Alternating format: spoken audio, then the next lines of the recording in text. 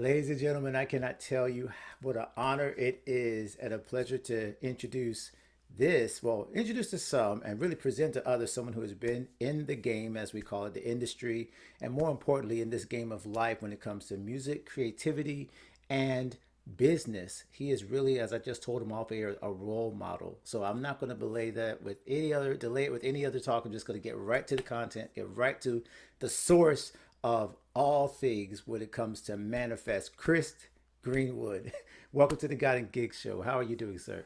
Really stoked to be here, man. Thanks for having me, buddy. Well, thank you for being a part of this. As I told you before, before we got on this air, that your music, your attitude toward life, and just the way that you have approached everything is really setting the bar way too high for all of us. So I will implore you to take it easy on us today because it's early in the morning as we're recording, and you are already showing me the kind of energy and the kind of motivation that clearly has taken you through your career and made you the musician and the artist and the creative and the business person you are. So it's always like a softball as we're just meeting and getting to know each other. So first thing I want to ask you is most people say, okay, what do you do? And the elevator speech.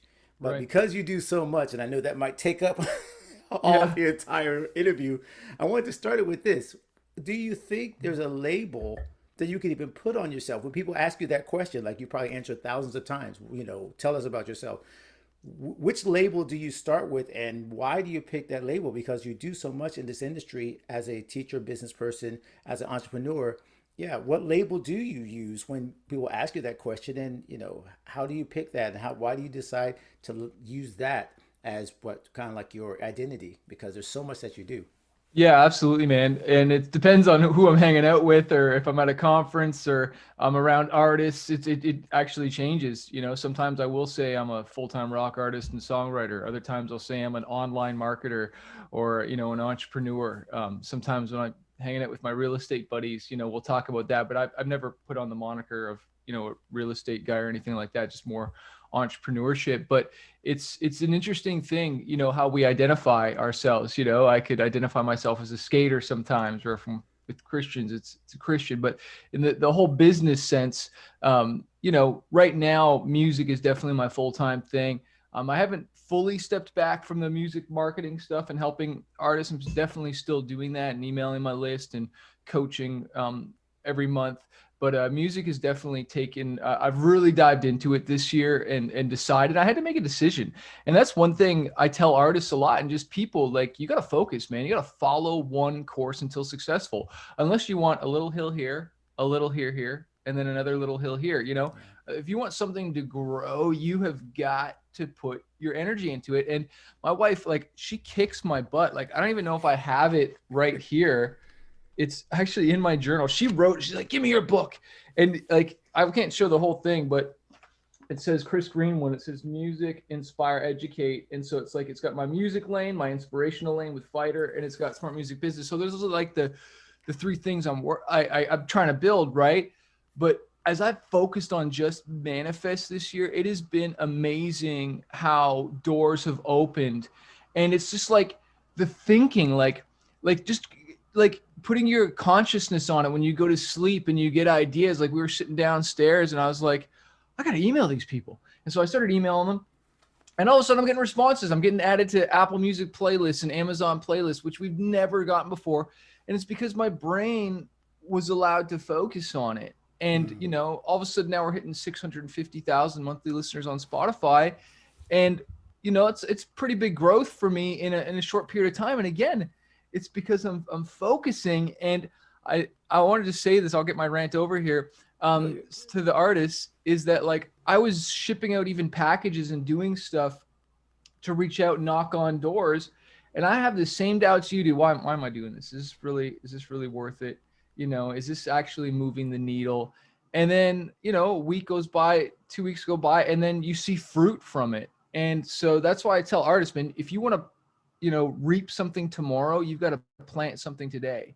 And so you got to be planting every single day and sowing seeds into your career if you want it to grow. And, it's like with any business, man. How, I'm sure, the dedication to get this gods and gigs thing moving, and, any business, and, the gig you had last night, getting those contacts, like, everything takes effort, right? So absolutely.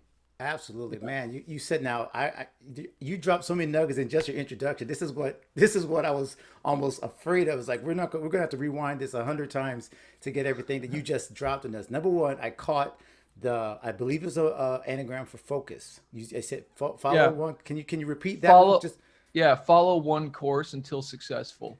okay, so that already, when you started talking about all your titles and all the things you're doing, and we're going to get back into those people who don't know you, I definitely want to give you a time to kind of walk them through how you got to this one course, right? So that Yeah. all these things that come through it, and I love one of the books I always mention as soon as I start this. It's one of my other mentors is Jordan Rayner. He writes a book called Master of One, Oh, and cool. he talks about how there's so many other things that go into being that master of one thing. You just talked about it, focusing on being a music artist, which Yeah. includes emailing, which includes marketing, which includes Yeah. writing, which includes obviously production and music and actually being a creative. So all of Yeah. those things, those are skills Yeah. that you worked on and manifested and developed over time, but they didn't start as you just said until you put it down in your book. Like I wanted to mention that, people that are not watching or listening, you had your notebook. It was like a huge like little tome right there that you had ready with full of notes. It's like, okay, this is a guy that's not just you're not just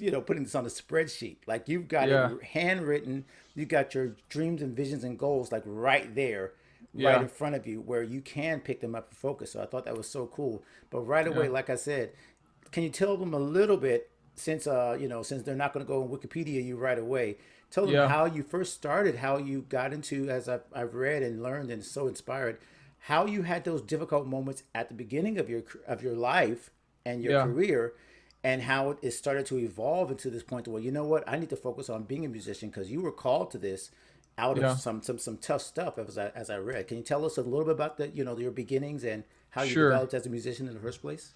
Sure. Yeah. Just to kind of give people some backstory, I've been doing music since 1999. I've played about 1,000 shows. We've toured 22 different countries. We sold hundreds of thousands of albums, if not millions now. I don't know, millions of singles at least.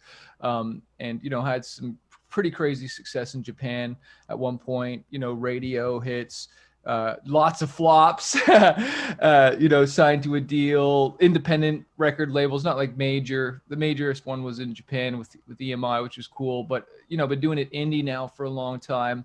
Never thought I'd do music in a million years. I wanted to be a pro skateboarder, but I had gotten a skateboarding accident when I was young, and that kind of pivoted my career in a completely different direction. And so I like to think that God has a sense of humor, and he likes to take the most unlikely people and do amazing things with them. People that are, willing to step out and try stuff.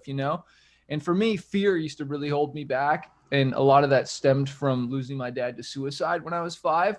And so not having that father figure, it affected me for a long time. And sometimes I reflect on that, and having a daughter now, even myself, just different stages of life. You think about these things, right? But you can either, complain about the stuff, or you can write about it and write some great songs and impact people's lives. And, have people come up to you in Germany saying your song Fighter saved their marriage, because I talked about me fighting for my dreams. And so, here I am now still doing this. And I actually, I'm 41 right now. And I feel like I'm about to hit a prime in some ways, and doing things because I'm learning. And you're right. I do look in my journal. Like yesterday, I had to email a designer to follow up. I was emailing producers. I was working on a demo. I emailed something else to someone else, just following up, writing in the car, trying to move all these little pieces forward.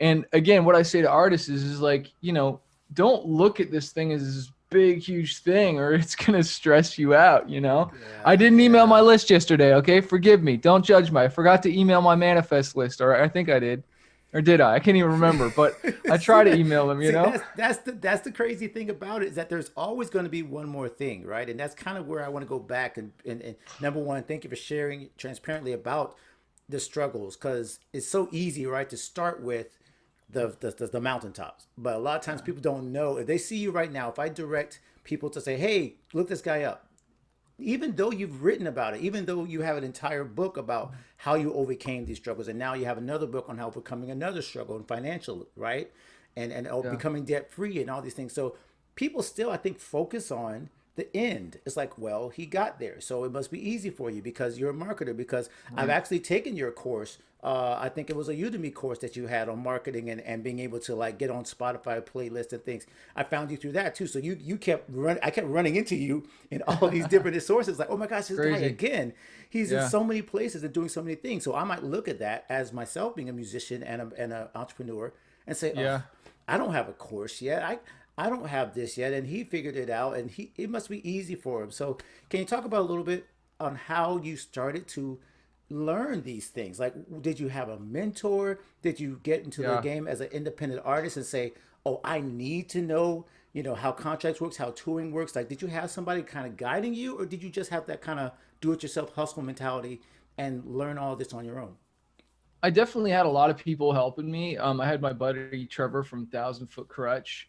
He was the one who really, coached me in a lot of like just songwriting, learning the industry a lot. I hired a guy from Battle Axe Records, a label. I kept on reaching out to this guy and reaching out to this guy, and every now and then he would respond. And I'll never forget when he finally said, like I'll have an opportunity to work with you and to coach me. Yeah, And he's like, I got all your emails, man. I got all your emails. He's like, I just wanted to see if you were just another squawker or not, or if you're, you know what I mean? yeah, And wow, did that ever hit home? Because like, it's so true. There's so many artists that'll hit it when they got their single out or their album out, and they'll send a flurry of emails, maybe actually one or a post, yeah. but then it just trickles off and they give up. And so it's like, why should I invest my time in you, Chris Manafest? If you're just going to be, gone in the wind, like if you think, what is it? 90% of business startups fail.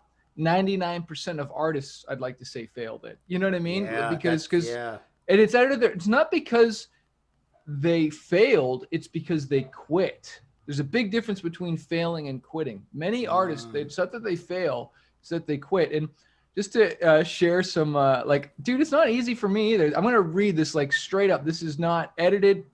This is a radio station we're trying to get our song on. My promoter forwarded this to me. And this is what he said about my song. We're trying to get them to play. He's like, thanks for the heads up, but this guy is a Canadian Christian rap artist that decided to do some rock songs. No interest here. Have a great weekend. Okay. Wow. So just like, and that's not even as raw as some of them get. Okay. Like, if you're not getting hate on a weekly basis or daily basis, you're not marketing hard enough. You know, Whew. like you're just not marketing hard enough. I've heard it like this. I've heard it. If you want to hear yes, you've got to increase the number of no's. Like if you're not getting enough no's, then you're never going to get to your yes because there's this quantity of rejection that you got Yeah. to get. I'm sure you Yeah. know this, and I was going to mention this even as you mentioned promoters. Again, my audience is mostly independents. Probably, maybe some of them are signed, and we've got creators of all kinds. We've got writers and filmmakers and photographers. Everybody Right. pretty much. It started with Christian musicians. It started, just give you a tiny, tiny backstory. I'm a church musician. I'm a church guy. Didn't grow up like playing gospel and CCM, but got into it in college, and then got back into the gig scene with my jazz degree. It's like, oh my gosh, there's all these guys are on tour with Janet and Justin Timberlake, and they're all like preachers' kids, That's all of cool. them. So that's really where the gigs came from, and realizing that we needed a source. And then I find someone like you, who, as you said, there's some people who immediately, as soon as you put Christian in front of your name as an artist, they're like, oh no, they got all these images of, I don't know, bad movies or bad art or bad Yeah. music. And when it comes to that genre, and they push you to the side. So I want to ask you a little bit about the business side in terms of, yeah, do you need to hire a promoter even when you're at the beginning of these stages to kind of craft your message? And there are people like who are trying to write their first single or get into the radio for the first time. And as you mentioned, you got some people. So what would you say to those people who are like, okay, Chris, I need, I would say go buy one of your courses, obviously, but Yeah. like, what do you say to those people who are feeling like at the beginning, okay, I don't know what to do. I don't have any of these business skills. I don't know how to get on the radio. Like, what would be like a kind of like a one, two, three first step for them to break out of that Sure. mentality where they do feel like they need to quit? Yeah, absolutely. When I quit my job, I thought I was going to be a rock rap star overnight, right? Like I signed to a label, they're going to do everything for me. Not even close to the case, right? And I quickly learned that if I wanted to survive as an artist, I had to get gigs, man.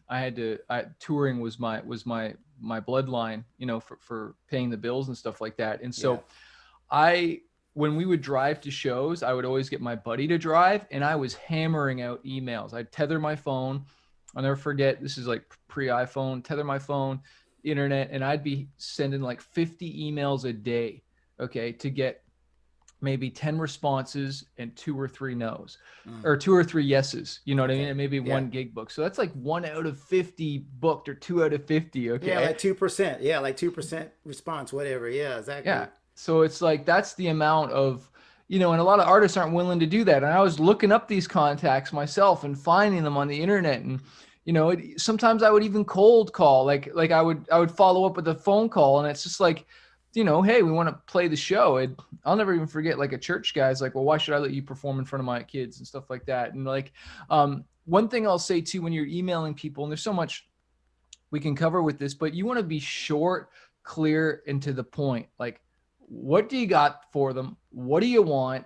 And keep it short and sweet and clear. Nobody wants to hear your long life story. They don't care. I'm talking about promoters, radio stations, labels, booking agents. Like, you gotta, like, what's your quick line? Like, what? Like mine is like, uh, hey, first name. My name's Chris, also known as Manafest. I'm a 4-time Juno nominated rock artist. Sold this many records. Here's my new song.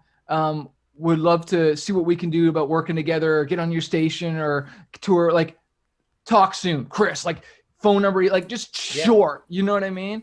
absolutely. Because otherwise, do not attach a file to your email. You have no right. Especially somebody, a producer, emailed me, and they had some pretty big, titles, and worked with artists and stuff like that.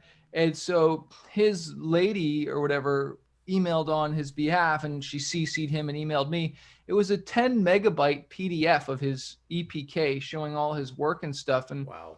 thought, like 10 megs, you know what I mean? Yeah, yeah. Like, it's like, Like no, how you like if you Dropbox the link. if you got a I don't know, I'm just trying to think like what kind of other things would you get, like a taxes or a report or something for a corporate. I can imagine that, like, yeah, we need to make sure you get all of this data and download it directly to your computer. But yeah, it sounds like what you're saying. If I can, like, even like add on, I can't add on to it. But what I do feel it is that people feel like they have to build up their own credibility because they Yeah. don't feel confident. Like, I think if you have to write all that stuff and you need like all this extra stuff behind you, it's because you're not focused. And help me out if I'm making sense with this. People that feel like they need to give more information is because they're not focused and confident on who they are and what they have to offer. So they add all this extra stuff onto it. Yeah. And that, and it distracts you from the point that you just need to be able to say what you want, have a vision, have a goal, have a particular thing for this particular contact, and that could be anybody, and Yeah. especially your audience, even your audience, I guess you would say. People know what they're going to get when they find you. Like, they Yeah. know your music. Was it ever hard to kind of like focus on, okay, I am going to give people, artists and audience, I'm going to give them this. This is who I am. I don't need to kind of give a million different things to kind of, make me feel more confident. Has that ever been a thing that you had to like focus on one particular genre, or just give them exactly that one thing that you mentioned? Yeah, I made that mistake of trying to do too much. I grew up around a lot of hip hop guys when I got into music, and like Jay Dilla, Wu Tang, all kinds of hip hop stuff. But before music, I was into rock. And so eventually I wanted to do rock stuff, and I was kind of pulled in 2 different directions. And sometimes even on my first record, we had rock and hip hop stuff, and it confused people. What is it? You know what I mean? Even that email from Mm, that radio guy, that's that hurting me again from the lack of focus. All right. Like, I have contacts in the hip hop world and the rock world. And, there's definitely been some benefits and stuff to it too, because I can rap and sing. yeah, And so for TV, film and stuff, it allows me to kind of play in both worlds. But it's also hurt me big time by, again, not have, like, do I want to be really successful as one thing, or do I want medium success in 2 things? yeah, Because, like, it's a completely different launch. When I have a hip hop song, I've got to launch and promote that, and say certain things and do a whole different plan for that, as opposed to a rock thing. It's just a completely different thing. It's like country and EDM. Like that's how different it is. And Yeah. the contacts, the people, like the managers are different, the booking agents are different, like And everything. the language, just and the Yeah. audience. I'm thinking even the audience, and it's so funny that I feel like as a musician, you've done an incredible job of crafting that sound where I could hear the influences, right? I can hear the influences of hip hop. I can hear the influences of the rock. I hear even more than that, right? I can tell as a musician, you're saying, okay, I'm taking a lot of different pieces and putting them all in one pot. However, when you said it, like I knew what station to find you on also, right? I didn't Right, go right. looking for pop. I didn't go looking for rock. I didn't go, I knew the station that focused on the kind of music you make, and that message and that genre was very clear to me. If I want this, if I want to hear Manifest, I'm going here. And I Gotcha. know what I'm going to get when I get there. So I love that because a lot of us, multi whatever genre people, have trouble focusing, there's that word again, on Yeah. one genre and committing to it and Yeah. committing to the language and committing to the art form so that those people know what they're And getting. you're not missing out. You're not missing out by focus. Like just make a decision. If you want to pivot later, do it. But stop saying, "Oh, my music is for everybody," and da, da, da, da. Like it's just like, dude, just focus on one thing. You're not gonna miss out. If anything, you're gonna attract even more people to you by, like you said, being confident, being who you are. This is who I am. This is what I'm doing, and be unashamed and unabashed about it. I said in this new songwriting book I'm working on that if you don't stand for something, you stand for nothing, and there's nothing for your Mm, fans to stand up with you about. So stand up for something, you I know? love it. Yeah, yeah, just being focused on that one thing and saying, I'm going to do it well. I'm going to do it to the best of my ability. I'm going to do it Yeah. 100%. I love it. I want to pivot a little bit because you're mentioning a lot of things that come along with that, the mindset. And, this platform, really, I could talk so much about technical stuff. We could talk about email marketing. Again, like I want to pick your brain for the next 3 hours. I'm not going to do that to you or the audience. But I did want to get into a little bit of what you kept mentioning about getting on the emails, getting onto the idea of I'm not just a musician. I'm like Jay-Z said it, right? I'm not a businessman. I'm a businessman. You know what I mean? Yeah. Like, Yeah. so I want to get a little bit into that, especially now that you've written a book coming up. I believe is it out already? The new book from Red to Yeah. Black. Yep. Yep. It's out. Yeah. So I wanted to make sure you had time to talk about really now, kind of almost going to the personal side because when I looked at your materials, obviously you have so much teaching and knowledge about the music industry, but I feel like there's another level of this in terms of the knowledge industry and the brand that I guess Chris Greenwood, right? Not just Mm-hmm. Manifest, but you as a teacher, as an entrepreneur. And I want you to first talk about just the idea of you saying, I'm not just an artist. And I hate saying just an artist as if artist is not enough, Right. right? But can you Yeah. talk about a little bit first the mindset of you saying to yourself, even without the music, that I am going to create something that's going to give me a platform and a business and a life for my family that does not rely strictly on me playing shows. Yeah. So when I would tour like a machine all over the place, I never allowed waiting time to be wasted time. All right. I wasn't playing Snake or playing solitaire video games. I was Snake. I I'm was sorry, you learn got me with Snake. I was just you dated yourself right I there. know. I don't know. I'm just like trying to think, go way back as far as I can, Yeah, you know? yeah. But I was always learning and growing, whether as podcasts, reading, always reading books, right? And just trying to learn and grow. And these things changed my life. These books changed my life. Like every stop in a new city, I would try and find the thrift shop because I'd always find these gems of books, whether it's an OG Mandino, Brian Mm-hmm. Tracy, John Maxwell, Robert Kiyosaki. One of my big heroes is Peter J. Daniels. Like so many different mentors through books, right? Especially not having a dad and wanting to learn. And this stuff changed my mindset. Also changed my pocketbook, right? Mm, And so it got to a point where I was having some success. Imagine that. You start to, feed yourself good stuff and start to make good decisions. You start to have success. And so I felt like I wanted to give back. And so that's when I wrote my first book, Fighter, and about overcoming fear and reaching your dreams and setting goals. And so that was my first kind of step into there. Like, well, hey, I have something to share because a lot of us, we devalue what we know. We say, well, I know that, so everybody must know that. But they don't.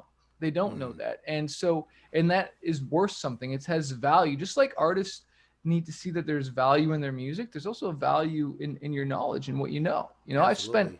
I spent hundreds of thousands of dollars on this brain outside of college. I've really invested in myself And so, you joke about picking my brain or whatever, and I know that's something we use, but like, I don't let people pick my brain, because I spend a lot of money on this brain. You know what I mean? I Like, like that. Oh gosh. Okay. Yes. Yes. You you gotta cannot. pay for this brain, I because love it. people that pay attention. You people listening right now, you just a little freebie seeker, just picking off my buddy Paul Allen and me. Or are you going to invest in his course or his book? Because I promise you, if you pay, you'll pay a lot more attention and you'll take action, as opposed to just a podcast, YouTube freebie seeker. When you put some money on the line, you'll actually read the book and take action from it. And Uh, so, big difference there, right? Really big difference there. So I kind of went off a little bit. I don't no, know you if I did fully not. answered The your number question. one, you are preaching the gospel, sir. You are preaching the gospel, and I am not actually. I'm not even saying that facetiously. When the Bible talks about counting the cost, when it Yeah. talks about even in terms of our the deepest part, like actually following Jesus, he's like, don't pick this up unless you're ready to invest in this, like sow Yeah. seeds, right? The Bible is replete with these mentions of, unless you are putting something in the ground, do not expect anything back. And I Yeah. think us as entrepreneurs and musicians, now that you're talking about this, I love the fact that it does pivot a little bit to investing in the right things, investing in your brain. I love how you put that, because maybe somebody that's listening or watching this is like, yeah, I can't afford that course. Hey, can I need to, balance out my budget, which is understandable, which I'm sure you're going to talk Yeah. about in terms of, making sure you make wise financial decisions. We're not trying to like Right. mortgage our future. But the fact is that Yeah. you earned way more, thousands. I don't know what the amount is. I mean, the return has to be on investment in terms of your education, has to be 100%, 1,000%, right? Like there's no Oh telling yeah. between the stuff you read and the courses you took, compared to the initial pain that it took Yeah. to make that investment. Well, I'll tell you, like I'll never forget flying out of to a show, Toronto, and it was a pretty early flight, and I was hungry as anything. But of course, I'm looking in the little bookstore before we go, Right. and I didn't have much money back then. And it was either, do I get this book or do I get myself a Starbucks and a bacon and egg Gouda sandwich? All right.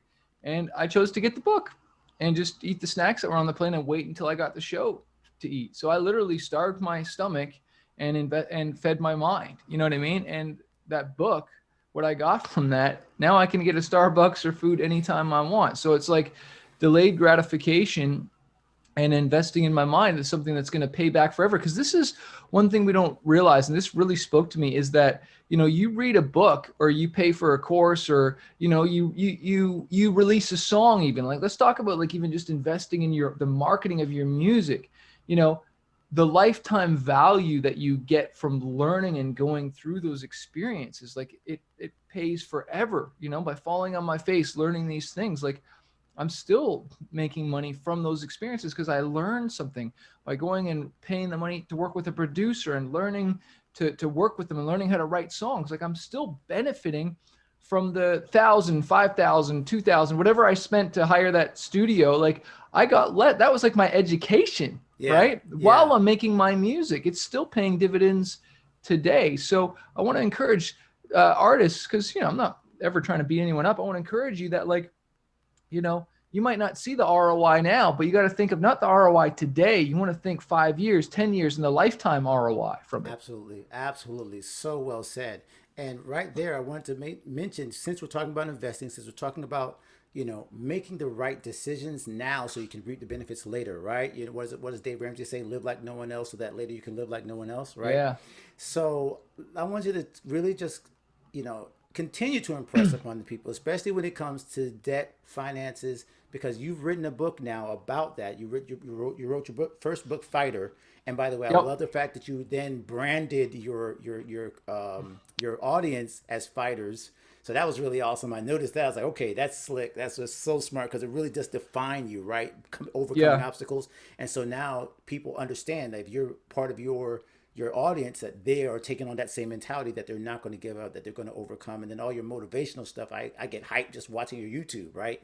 So now though, you're talking about overcoming in finances. So can you talk about like what's the motivation behind going into writing and making sure that this material, this Red to Black, what was the major motivation to write that? Yeah. Well, the first thing I'll say, because you touched on, is the fighters thing and naming your tribe. Okay. And like calling like my fans, my fighters, like we're all fighting for a dream. We actually just ordered some new merch with Fighter on it and some different things that we're doing to kind of name my tribe. And let me tell you, like, there's other people that have that. Tech Nine has his technicians. You got buddy Mad Child's got, he calls it the one man gang. Lady Gaga has her little monsters. Uh, but one thing I'll say is when you're trying to come up with your tribe, it might not sound cool to you because you're coming up with it, but like it is cool, and if you believe in it, whatever you want to, call it, like, I don't know if you have a name for your crew or not, but like your giggers or whatever, You know like what, it's you like, hit right on it. I struggle with that, man, and I'm so glad you mentioned that because I think I used gig lifers. And nobody took on. I felt, and maybe you can answer this. Again, this is where I'm not picking the brain, but I'm giving you a chance to pour into me. yeah, I felt that it was probably best, personally, if my tribe almost named themselves and kind that's of cool. give me. Yeah, I was looking for the words. I was looking for the words that they were using. Like, what's the language that my tribe, that yeah, my audience is already using to define themselves? And so one of the things that actually came up right now is actually it's a little bit of the opposite. Is one guy wrote me and said, "Hey, I'm sorry I haven't been writing you, emailing you." Perfect example of where like the emails actually work, right? This guy responded to an email. I was like, oh my gosh, he's actually reading it. Number one. Number two, he said, I'm sorry I haven't been emailing you. I'm pretty much a lone wolf right now. yeah, So yeah. I saw that word, like, Oh, oh that's cool. wow. I said, wow, okay. So if he's feeling like a lone wolf, That's that dope, dude. that means that the ones that are connected are not alone. So that's been into all of my marketing since then, Chris. I've been putting down, don't be a lone wolf. Don't Yeah. be, so I don't know if it's going to be a pack. I don't know what the connection is going to be. That's But dope. There's something there, bro. there Dig is. into that. Yeah, Dig I'm into doing it. I'm that. doing it. But yeah, but go on what you were The saying. wolf pack, the wolf The pack or wolf pack, something pack, the gig pack. There we go. Oh, Yeah. see? All right. Checks in the mail. All right. I got you, man. But yo, go ahead with what you were saying about naming and Yeah. that. Yeah. Yeah. So there's that side of it. And it's just, having a tribe and again, having your crew or whatnot and you standing for something. But your real question was about the finances and stuff. And so I wrote this book from red to black. Like I wasn't born with the silver spoon. Okay. Like I lost my dad to suicide when I was 5 years old. We didn't grow up like dirt poor, but definitely I was aware that there wasn't a lot of money. And, growing up in the church kind of thing, money was taboo and it's not wrong to be wealthy or whatever, but there's just some really whack stuff said about finances and stuff. And I was like, dude, it was a business guy that paid for me to go to Bible camp. So I met Jesus, my Lord and Savior, you know what I mean? Like changed my life. It takes money to impact people, like to really move some things. Sometimes if I want to take my wife out, if I want to give somebody food, you got to pay for it. I could say, yes, you can give of your time, you can give of your talent, which is a big thing, but the Bible talks about where your treasure is, where your heart is, right? Yep. And I was just tired of like I was going on tour, man. I thank God for all those people that put me up in hostels, paid for my dinners, my lunches, like really blessed me, like let me and my wife stay there, or my band for multiple days, fed us, like some of the kindest people, dude. And like when you don't got nothing, like you really appreciate that when they take you to like McDonald's or wherever it was for Yeah. some food, like, Yeah. and like I wanted to be able to give back one day. And now I am financially free. I don't have to work anymore if I don't want to. You know what I mean? Like we've been really, really blessed. And so I wanted to pass down some of these things. So in this book, I talk about the habits of the rich, the habits of the poor. You want to follow the habits of the rich artists, rich musicians, Yeah. and you want to find out what the poor people are doing and don't do what they're doing. Don't implement their habits. That's just like one chapter. I talk about one of my favorite chapters in here is $1 million life lessons learned playing Monopoly with my 4-year-old, Oh, and I this love is that. this is one of the things that frustrates me growing up is that we played Monopoly when I was a kid, but nobody explained the significance of that game and all the nuggets in there and real estate. And then I have a whole chapter in here called Why I Love Swiss Currency, and I call it Swiss dollars. And that's my favorite currency because I Swiss love stands this. for Yes. Yes. sales while I sleep soundly, and that's what I lo- artists want. You want some streams while you sleep soundly. You want some cash while you sleep soundly. And so you need to get some passive income coming in your life. And my first experience from that was songwriting, because Got it. you've written the song once and then that song continues to pay you for the rest of your life if you've promoted it and it's selling.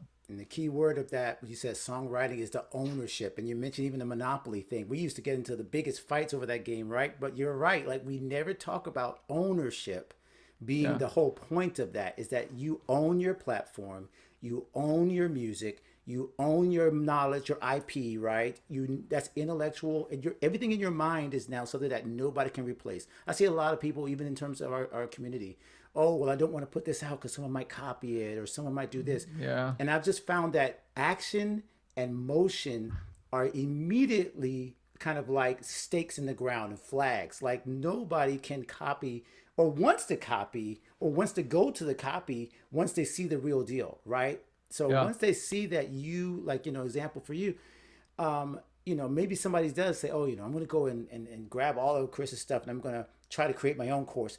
There's no way they're going to be able to pass that off for any amount of time when you have been the one to put in the investment and you've been the one to, the actual teacher.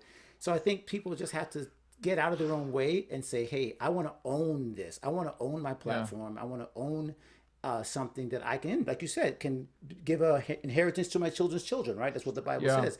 And musicians and creators, I think a lot of us get into, unfortunately, the starving artist mentality. Can you talk a little bit about that? About, did you ever have that, mentality? Like you said, when you were struggling, did you have to overcome that starving artist where people thought that the more you struggled, like you said, this idea like rich artist and guy on the top, like, oh, he doesn't really understand the grind anymore. He's Chris, he's got all this stuff. Do you ever, have to get people out of that, even your clients or coaching clients, and tell them to stop thinking that struggle is supposed to go along with creative work? Yeah, all the time. And even with that thing you said about like scared to release the songs or someone's going to steal it or copy it, it's just like, no, man, like your problem is not someone stealing it. Your problem is that nobody knows who you are. And creating a course or creating a book or a song or whatever, like essentially that's easy. Like you can get people to help you with that. Yeah. The hard part is marketing and building that brand and investing in it long enough until it's paying you dividends and paying you. And if you want to get out of that starving artist mentality, because an artist said to me that, yeah, I'm a broke musician. I said, you're not. I emailed him back. I'm like, you're not a broke musician. I said, you're a millionaire musician in training. Okay. Oh, You need to get that mindset switch first. I said, get your income up, man. Go get another job. Go get work on the weekends. Like find that time and work and get your income up.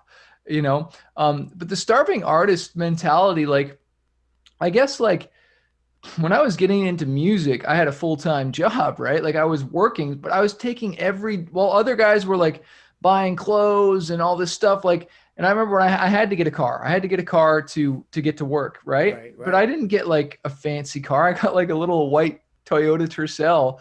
And I could have gotten this other one that had air conditioning. I didn't even, and power windows. And I chose just to, I kind of had that skater mentality, that kind of rugged. Yeah. And for some reason, I figured out earlier that like who the artists were that could make the great songs. Like I could always like, even when I was a kid, like when I would buy a CD, I would always, there's always that one song that was the hit. And I'd be so like ticked off. It's like you get one good song and the rest is this garbage. Yeah, They it's had just one filler. single, right? Just Totally filler. filler. Mm-hmm. And so I quickly realized that I even as a kid, it's like I could find the hit.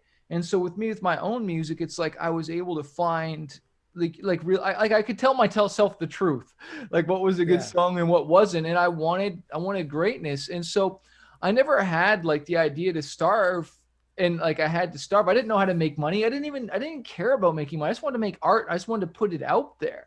The Yeah. only time I had to think about making money is when I quit my job. And that's why I tell artists there's no shame in having a job. Like you don't have to be a starving artist. You can take the money from your job and pour it into your art and hire producers, hire graphic designers, hire people to help you with the marketing. Don't just outsource all your marketing, but help you with it.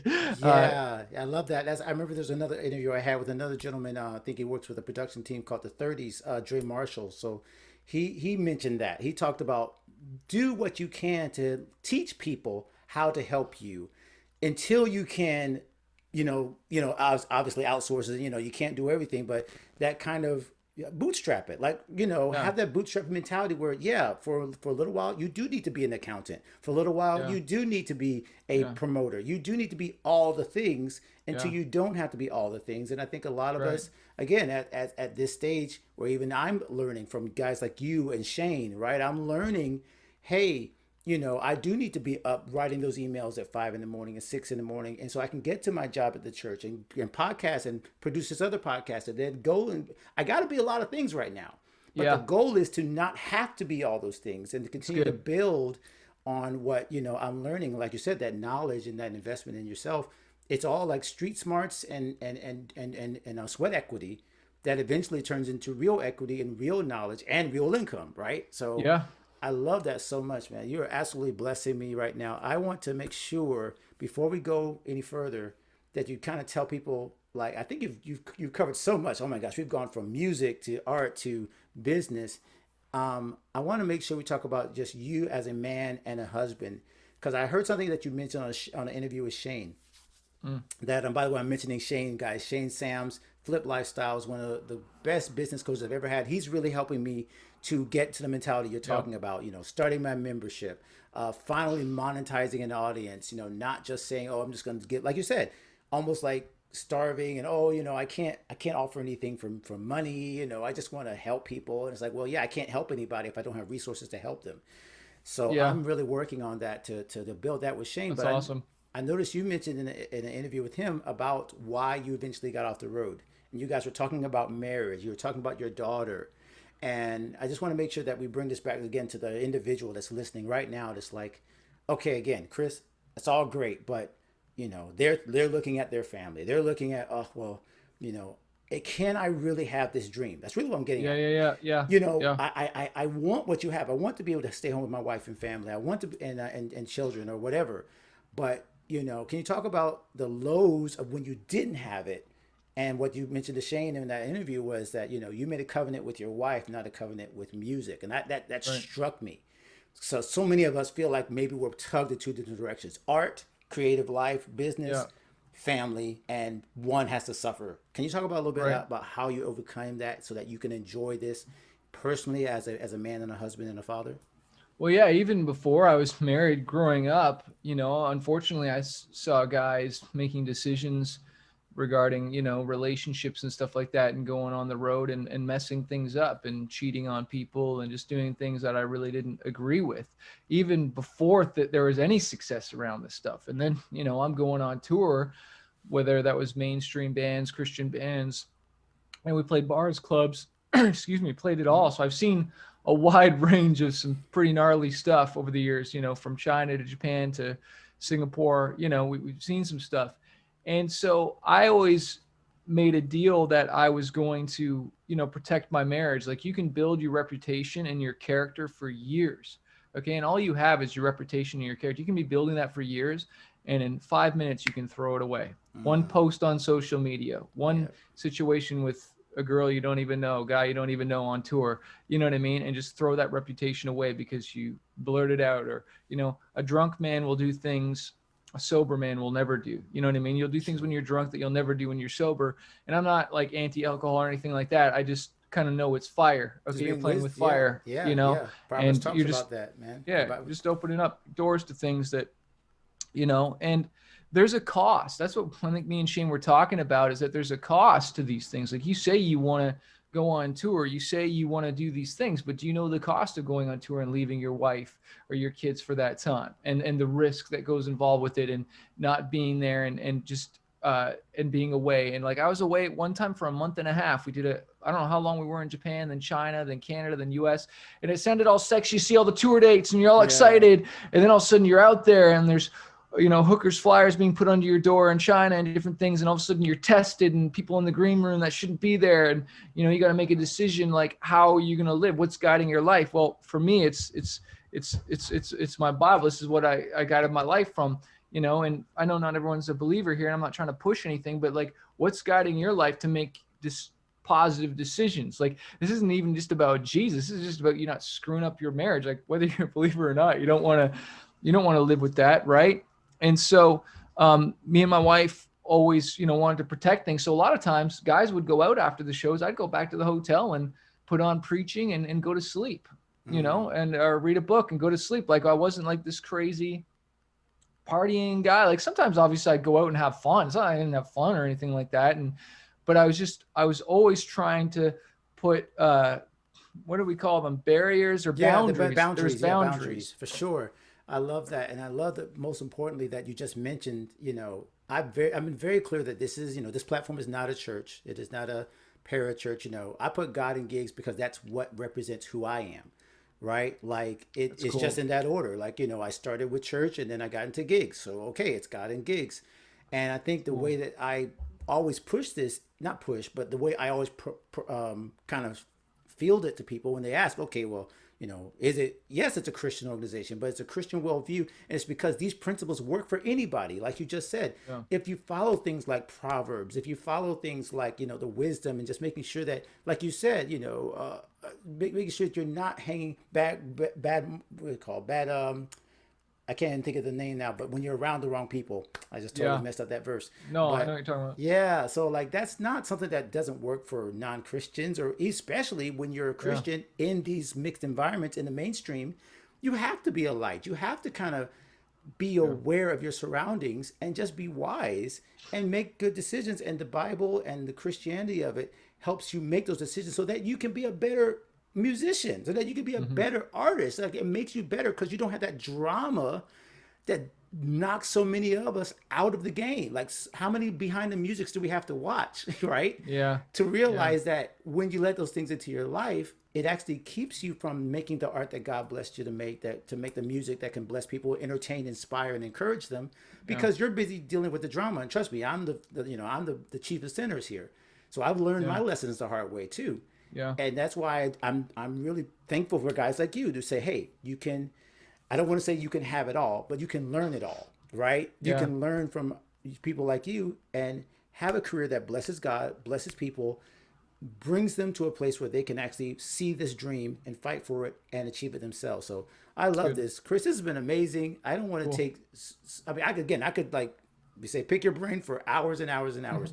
But most importantly, I want them to know, my audience, the people that are listening right now, how can they get more of what you are offering? Because you have so much to offer. So I'm just going to let you have the floor. If there's any final words you want to share with the audience in terms of just something you want to always drop into, into someone's life when it comes to music or finance, wherever you want to go with this, and then Yeah. just tell them how they want to follow you.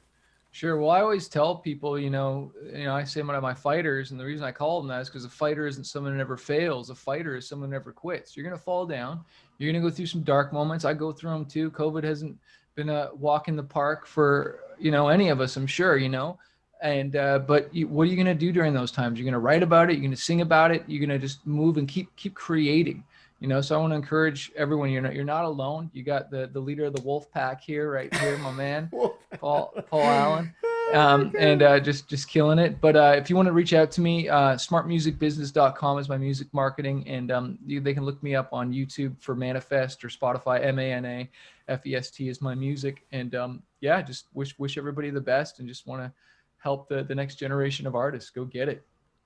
Well, you have done more than that, sir, throughout your years. And, you mentioned your age, so I can go there. We're both in our Uh-huh. 40s. And I feel Yeah, like it is. It's like a season now where you start to realize, wow, people are poured into me. I've got to leave something for them, right? So that's where I'm yeah, coming from. That's why I went ahead and wrote the book. That's why I said, you know what? Even if it helps like five people, if there's five podcast listeners, if there's five people that buy the book, and you again have shown the same thing, that building something that's going to outlast you, having a legacy in music, having music that people will listen to for, hundreds of years after you're gone, and then yeah, being able to have generations of people that will buy your book and read your book from red to black, yeah, and financially have a legacy that they can pass on, that will outlive them, that will not be stuck in this kind of like broke mindset. So you've yeah. done way more, and I just appreciate you so much. I'm going to be following, and again, guys, go buy and invest in yourself. Listen to what he said. Focus on one thing, and that one thing is feeding your brain. And Chris, I am absolutely grateful, and I pray and bless you for everything that you're doing for musicians, artists, the kingdom, all of that. Thank you so much for being a part of the show. Thanks, brother.